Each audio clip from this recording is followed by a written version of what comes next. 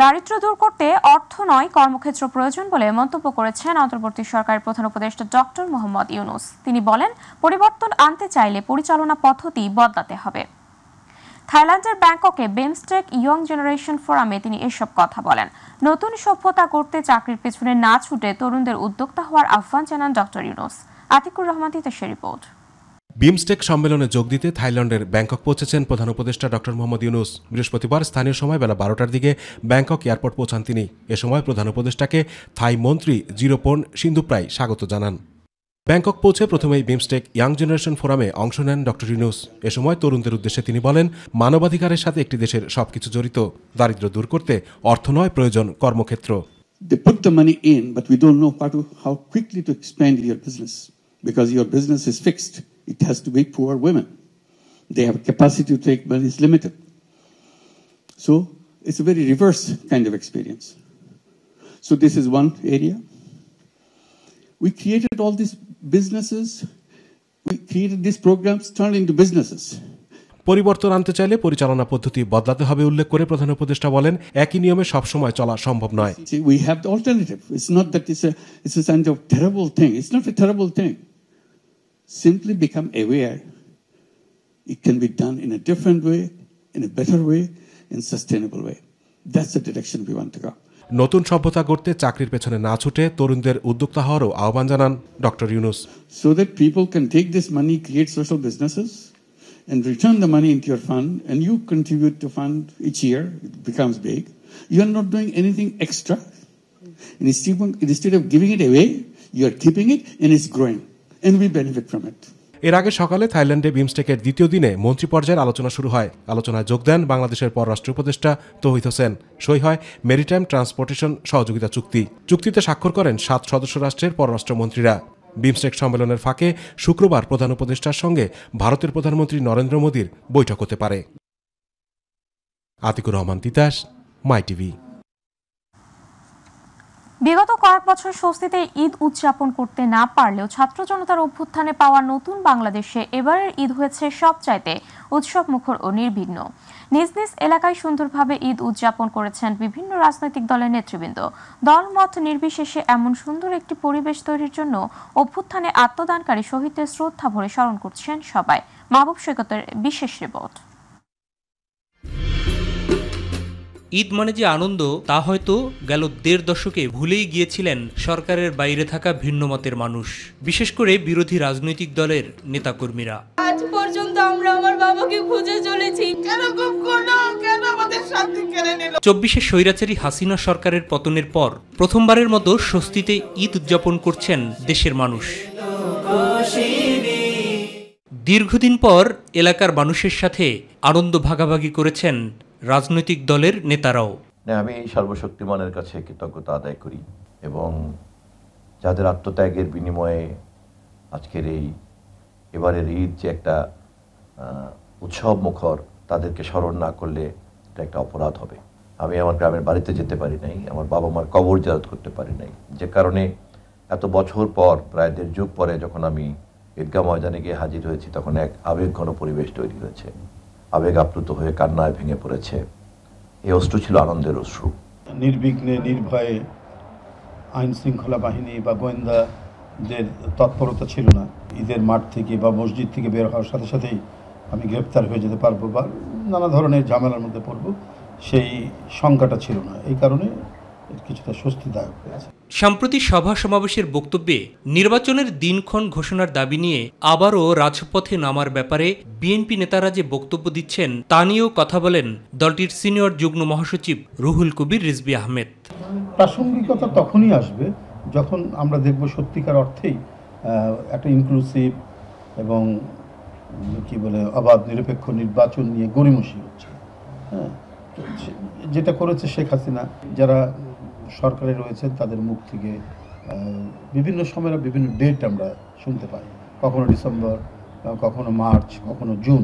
তো এটা নিয়ে তো জনগণের মধ্যে কিছুটা সংশয় রয়েছে। বিএনপি চেয়ারপারসনের উপদেষ্টা জহিরুদ্দিন স্বপন জানান যে অধিকার আদায়ের জন্য এত মানুষের আত্মত্যাগ, সেই নির্বাচনের বাধা দূর করতে বিএনপি বরং অন্তর্বর্তী সরকারকে সহযোগিতাই করছে। ভোটাধিকার বঞ্চিত এই মানুষরা উন্মুখ হয়ে আছে তাদের মালিকানা চর্চা করার জন্য। এবং সেই মালিকানা চর্চা করার ক্ষেত্রে যে বাধা, সেই বাধাগুলি দূর করার জন্য কিছু জরুরি সংস্কার দরকার। আমরা সে ব্যাপারে অন্তর্বর্তীকালীন সরকারকে সহযোগিতা করছি, কিন্তু তা কেবলই এই সংস্কারগুলি হতে হবে অবাধ নির্বাচনের বাধা দূর করার জন্য। আগামীতে নির্বাচিত সরকার কল্যাণমূলক একটি রাষ্ট্র গড়তে সংস্কার অব্যাহত রাখবে বলেও জানান এই দুই নেতা। সবাই যাবে জনগণের কাছে, জনগণ যাদেরকে মনে করবে যে এরা সঠিক, এরা দেশ পরিচালনা করতে পারবে, তাদের প্রতি ম্যান্ডেট দিবে। যারা বেশি ম্যান্ডেট পাবে তারা সরকার গঠন করবে। এরপরের সংস্কার হচ্ছে চলমান একটি প্রক্রিয়া এবং নির্বাচিত জনপ্রতিনিধিরাই সেই প্রক্রিয়াকে দিনের পর দিন লাগাতারভাবে এগিয়ে নিয়ে যাবে। মাহবুব সৈকত, মাইটিভি, ঢাকা। জুলাই আগস্ট অভ্যুত্থানে শহীদ তারিকের পরিবারের সদস্যদের মাঝে নেই ঈদের আনন্দ। প্রিয় স্বজনের অনুপস্থিতিতে ঈদের আনন্দ যেন নিরানন্দ হয়ে গেছে তাদের জীবনে। এমন শূন্যতা চাঁপাইনবাবগঞ্জের গোমস্তাপুর উপজেলার চৌডালা ইউনিয়নের দক্ষিণ ইসলাম গ্রামে। আগামী নির্বাচনের আগে সকল হত্যাকাণ্ডের জন্য দায়ীদের আইনের আওতায় আনার দাবি জানান পরিবারের সদস্যরা। প্রতিনিধি মনিরুল ইসলাম দোয়েলের রিপোর্ট, জানাচ্ছেন শামস তাবরিজ উচ্ছ্বাস। ফেসিবাদী শাসনের অবসানের পর এবার মুক্ত পরিবেশে ঈদ উদযাপনের সুযোগ পাচ্ছে সাধারণ মানুষ। কিন্তু যাদের থেকে এই ফেসিবাদী দুঃশাসনের অবসান হয়েছে, সেই শহীদ তারিকের পরিবারে নেই ঈদের আনন্দ। জীবিকার সন্ধানে ঢাকায় কর্মরত তারিকের ফেরা হয়নি নিজ বাড়িতে, নেওয়া হয়নি সালামি। বাড়ি জুড়ে নিস্তব্ধতা, আর বাবা মার চোখের জলে ভাসছে সন্তানের স্মৃতিময় নানা জীবন কাহিনী। আগামী নির্বাচনের আগে প্রিয় সন্তান সহ সকল হত্যাকাণ্ডের জন্য দায়ীদের আইনের আওতায় আনার দাবি জানান তারা। আমাকে ঈদটা যে কেমন করে চলছে তা আপনারা তার কেমন করে বুঝাইতে পারি। ছেলে থাকলে কত আশা, কত কি আমাকে পূরণ করতো। আমার ছেলে মরে গেছে, দেশ স্বাধীন করে গেছে, কিন্তু আমরা দেশে চাই যে সরকার ভালো করবে, যে ভালো করুক, আমাকে ভালো চাইছে, আমরা সুস্থ বিচার চাইছি। ঈদের শুভেচ্ছা নিয়ে শহীদ পরিবারে প্রিয়জন হারাদের কষ্ট ভুলিয়ে আনন্দ ভাগাভাগি করতে ছুটে আসার কথা জানান বৈষম্য বিরোধী আন্দোলনের নেতারা। তারেক আমাদের মাঝে একজন ছোট সন্তান ছিল, সংসারে হাল ধরা কিংবা সংসারকে পরিচালনা করার জন্য কাজ করত। আমার এই ভাই জীবন দিয়েছে, আমি হয়তো জীবন দিতে পারিনি। তার জীবন দেওয়ার ফলে আমরা যে বাংলাদেশ পেয়েছি, যে একটা নতুন বাংলাদেশ পেয়েছি, এই বাংলাদেশকে আমরা আগামী দিনে দুর্নীতিমুক্ত বৈষম্যহীনভাবে গড়ে তোলার জন্য একত্রিত হয়ে কাজ করব। আওয়ামী লীগ সরকার পতনে ঢাকার আগারগাঁও এলাকায় ছাত্র জনতার আন্দোলনে যোগ দেন তারিক। 5 আগস্ট গুলিবিদ্ধ হলেও 9 আগস্ট আইসিইউতে মৃত্যুর সঙ্গে লড়াই করে পৃথিবীর মায়া ছেড়ে চলে যায় না ফেরার দেশে। শামস তাবরিজ উচ্ছ্বাস, মাইটিভি নিউজ ডেস্ক। প্রিয়জনের সঙ্গে ঈদ উল ফিতর উদযাপন শেষে রাজধানীতে ফিরতে শুরু করেছে নগরবাসী। কমলাপুর রেল স্টেশন, যাত্রাবাড়ি, সায়দাবাদ, গাবতলী সহ বাস টার্মিনালগুলোতে ঢাকায় ফেরা মানুষের ভিড় ছিল চোখে পড়ার মতো। পরিবহন সংশ্লিষ্টরা জানিয়েছেন আগামী কয়েকদিন এই ধারা অব্যাহত থাকবে। শিমুল খানের রিপোর্ট। কমলাপুর রেলওয়ে স্টেশন, বিভিন্ন কারণে আগে যারা যেতে পারেননি এবার তারা ছুটছেন স্বজনদের সন্ধিক্ষণে। এবার দীর্ঘ ছুটি আর সঠিক ব্যবস্থাপনার কারণে ঈদ পূর্ববর্তী সময়ের মতোই স্বস্তি নিয়ে রাজধানী ছাড়ছেন ঘরমুখ যাত্রীরা। ঈদ তো ঢাকায় কাটা হয়েছে, এখন দেশের বাড়িতে যাচ্ছি, সবার সাথে মিলেমিশে আনন্দ করব, সালামি দেব, তারপরে মজা টজা করবো।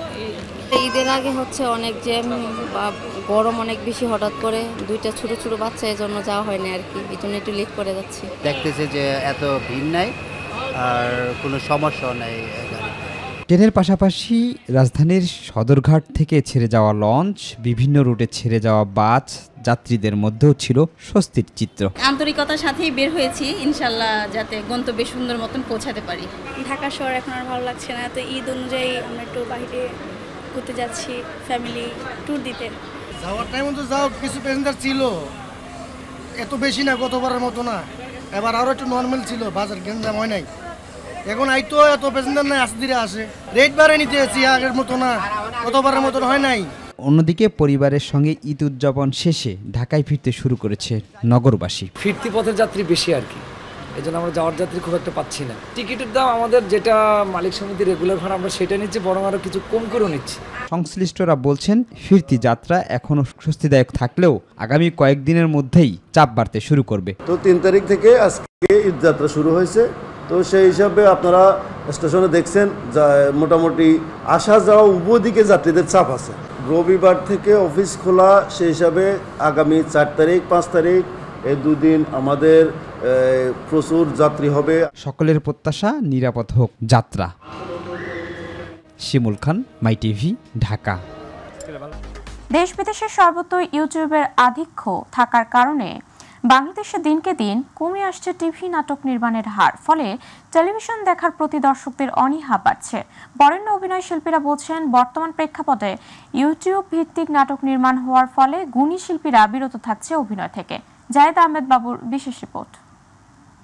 এই যাত্রা তোমরা কেউই একটা সময় নাটক নির্মাণ হতো টেলিভিশনে প্রচারের জন্য, কিন্তু বর্তমান প্রেক্ষাপটে ইউটিউব আসার পরে সেই চিত্র যায় পাল্টে। সেই নোংরা কথাগুলো আমি তোকে বলতেও চাই। চলমান সময়ে ইউটিউবের আধিক্য থাকার ফলে বাংলাদেশে দিনকে দিন কমে আসছে টিভি নাটক নির্মাণের হার। এর কারণ হিসাবে দেশের টেলিভিশন প্রতিষ্ঠানের অবকাঠামোগত সমস্যাকেই দুষলেন নির্মাতা ও অভিনেতারা।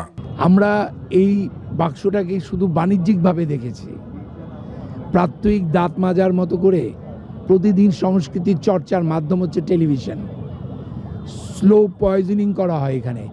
10 বছর পরে বুঝতে পারবেন, সিনেমা তো সাথে সাথে ইম্প্যাক্ট হয়, 1 মাসের মধ্যে সারা পৃথিবী কাঁপিয়ে দিতে পারে, কিন্তু television it is your family member. প্রযুক্তির সাথে নিজেদের খাপ খাওয়াতে না পারি তাহলে আমরাই পিছিয়ে পড়ে যাব। সুতরাং বাংলাদেশে সেরকম একটা প্রচেষ্টা চলছে প্রযুক্তির সাথে নিজেদের অ্যাডজাস্ট করার জন্য, কিন্তু সেটা করতে গিয়ে হয়তো আমরা অনেক ব্যতিক্রমী ঘটনা ঘটছে অনেক রকম। তারা জানান, নির্মাতারা ইউটিউব নির্ভর হয়ে পড়ার কারণে অভিনয়ের সুযোগ থেকে বঞ্চিত হচ্ছেন বরেণ্য শিল্পীরা। যারা এখানে আমরা সিনিয়র আর্টিস্ট আছে তারা কটা নাটকে অভিনয় করে, অথচ পশ্চিমবাংলা বা ইভেন হলিউডে যত সিনিয়র আর্টিস্ট আছে তাদেরকে নিয়েই নাটক লেখা হয়, তাদেরকে নিয়েই নাটক করা হয়, সিনেমা করা হয়। সুতরাং এই জায়গাগুলোতে আমরা ওই ভিউজ অ্যান্ড লাইকসের কবলে পড়ে গেছি। আর নাটক নির্মাণের ক্ষেত্রে অস্থিরতা বিরাজ করছে উল্লেখ করে অনেকেই আবার ইউটিউব নির্ভর নাটককেই সাই দেন সময়ের প্রয়োজনে। একদিক থেকে প্রোগ্রামের সমস্যা, একদিক থেকে কিছু ডিরেক্টরের সমস্যা, একদিক থেকে আর্টিস্টের সমস্যা, একদিকে ম্যানেজমেন্টের সমস্যা, আসলে সব কিছুরই সমস্যা। যখন সব কিছু যার যার জায়গায় ঠিকঠাক কাজ করবে তখনই আসলে আমাদের ইন্ডাস্ট্রিটা অনেক বেশি উন্নত হবে। টেলিভিশন শিল্পের নাটকের সোনালী দিন ফিরিয়ে আনতে হলে সকল টিভি প্রতিষ্ঠানকে ঐক্যবদ্ধ হয়ে কাজ করতে হবে বলেও মনে করেন নির্মাতারা। চরমভাবে সংকট, সেটা হচ্ছে একতার, ঐক্যের। বাংলাদেশের যতগুলো পেশাজীবী সংগঠন আছে তারা সবাই যদি মিলিত হয় তারপর হবে না, যদি না চ্যানেল তার সাথে যুক্ত হয়। জাহিদ আহমেদ বাবু, মাই টিভি, ঢাকা। স্বরাষ্ট্র উপদেষ্টা অবসরপ্রাপ্ত লেফটেন্যান্ট জেনারেল অবসরপ্রাপ্ত জাহাঙ্গীর আলম চৌধুরী বলেছেন, পাহাড়ের প্রধান সমস্যা চাঁদাবাজি। পার্বত্য চট্টগ্রামে চাঁদাবাজি ও অস্ত্রবাজি বন্ধে আইনশৃঙ্খলা বাহিনী ও প্রশাসনকে কঠোর নির্দেশনা দেওয়া হয়েছে। দুপুরে হেলিকপ্টারে করে রাঙ্গামাটির বাঘাইহাট ও সাজেক পরিদর্শন শেষে স্থানীয় বিজেপি সেক্টরে সাংবাদিকদের সাথে আলাপকালে এই কথা বলেন তিনি বলেন, 5 আগস্টের পর সমতলে অনেক থানার অস্ত্র লুট হয়েছে। এসব অস্ত্র উদ্ধার হলে অনেক সমস্যার সমাধান হবে। আইন শৃঙ্খলা বাহিনীর কাছে কঠোর নির্দেশ দেওয়া হয়েছে, কোনো চাঁদাবাজি ছাড় দেওয়া হবে না, সে যত বড় টাই স্যুট পরা হোক না কেন। আর গরিবের জন্য যেই টাকা অ্যালটমেন্ট হয় আমাদের ইচ্ছে থেকে, ওইটা যেন প্রপারভাবে তাকে হাতে পৌঁছে, ওই জন্য অ্যাডমিনিস্ট্রেশনকে বলা হয়েছে তারা ঠিকমতো মনিটর করবে, টাকা যেন ঠিকমতো। ঈদ উল ফিতরের ছুটিতে চট্টগ্রামে বিনোদন কেন্দ্রগুলোতে বাড়ছে দর্শনার্থীদের ভিড়। নগরীর বিনোদন কেন্দ্রগুলোর শিশু কিশোরদের পাশাপাশি ঘুরতে এসেছেন নানা বয়সী মানুষ। নগরীর বাইরের অনেক জেলা থেকেও অনেকে এসব ঈদ বিনোদন কেন্দ্রে এসেছেন। পরিবারের সদস্যদের নিয়ে ঘুরতে পেরে খুশি তারা। চট্টগ্রাম থেকে মামুনুর রশিদের তথ্য, ভিডিও চিত্রে নুরুল কবিরের রিপোর্ট। আরো জানাচ্ছেন ইলিয়াস কমল। ঈদের আনন্দ ভাগাভাগি করতে পরিবারের প্রিয়জনদের সাথে নিয়ে বিভিন্ন বিনোদন কেন্দ্রে যাচ্ছে লোকজন। দিনের শুরুতে কিছুটা কম হলেও বেলা বাড়ার সাথে সাথে এসব বিনোদন কেন্দ্রে লোকের ভিড় বাড়তে থাকে। অভিভাবকদের সাথে আসা শিশুরাও এসব বিনোদন কেন্দ্রের বিভিন্ন রাইডে চড়তে পারার আনন্দের কথা জানান। যখন এখানে এসছি সত্যি আলাদা একটা আনন্দ পাচ্ছি, এই জন্য যে অনেক ভিড়। অনেকে বলবে যে ভিড়ের মধ্যে কিসের আনন্দ, আর ভিড়েই তো আনন্দ। আমি আমার বাবা মার সাথে আসছিলাম, এখন আমি আমার বাচ্চাদেরকেও নিয়ে আসছি। এটা অনেক সুন্দর জায়গা। আমি ঢাকা থেকে আসছি, আমরা 5 জন আসছি, সরাসরি আমি ঢাকা থেকে আসছি। হিন্দু, মুসলিম, বৌদ্ধ, খ্রিস্টান সবাই ঐক্যবদ্ধ হয়ে আনন্দটা উপভোগ করি। তো এটাই হচ্ছে বাংলাদেশ। আমি ঈদের পরে আমার বাবা মার সাথে আর আমার ভাইয়ের সাথে এখানে এই ফয়েজ লেকে ঘুরতে আসছি। লাগছে ফার্স্টে, কিন্তু এরপর অনেক মজা পাইছি। বাঘ দেখছি, মেয়া দেখছি, ভালো লোক দেখছি। বিনোদন কেন্দ্রের কর্তৃপক্ষরা বলছেন ঈদ কেন্দ্র করে তাদের নানা আয়োজন রয়েছে। ঈদ উপলক্ষে রয়েছে বিভিন্ন প্যাকেজ সহ ছাড়ের ব্যবস্থা। সর্বমোট 3 দিনে আমাদের প্রায় 50,000-এর উপরে দর্শনার্থী এখন পর্যন্ত ঢুকছে। ছাড়া প্রচুর, এবং যেহেতু চিড়িয়াখানা বাচ্চাদের পছন্দ, দর্শনার্থীরা যেন ঈদের আনন্দ উপভোগ করতে পারেন সেজন্য নিরাপত্তা ব্যবস্থায় জোরদার রয়েছে আইন শৃঙ্খলা বাহিনী। একসঙ্গে অনেক লোক আনন্দ পছন্দ করে, এটা হচ্ছে একটা চাকচিক্যময় আনন্দময় জায়গা। এখানে নিচে গিয়ে ওঠেন, জল কেলি উৎসবে ওঠেন, সেদিকে নিরাপত্তার দিকটা আমাদের রাখতে হয়, বজায় রাখতে হয়। আমরা বাইরে থেকে নিরাপত্তা যেন ডিসিপ্লিনটা বজায় থাকে, আমরা এক্সট্রা লোক হায়ার করা হয়। এছাড়াও আমাদের নিজস্ব নিরাপত্তা বাহিনী আছে এবং পার্শ্ববর্তী থানা থেকে আমাদের সবসময় পুলিশ সহযোগিতা করে যাচ্ছেন। এবারের ঈদে বিনোদন কেন্দ্র ছাড়াও নগরীর চিড়িয়াখানা, কর্ণফুলী নদীর তীর, পতেঙ্গা সৈকত, সিআরবি, ওয়ার্ড সিমেট্রি, হালিশহর, সাগরপাড় ছাড়াও মিরসরাইয়ে মহামায়া লেক, আনোয়ারায় পার্কি সমুদ্র সৈকতেও ঈদের ছুটিতে বেড়াতে যায় দর্শনার্থীরা। ইলিয়াস কমল, মাই টিভি।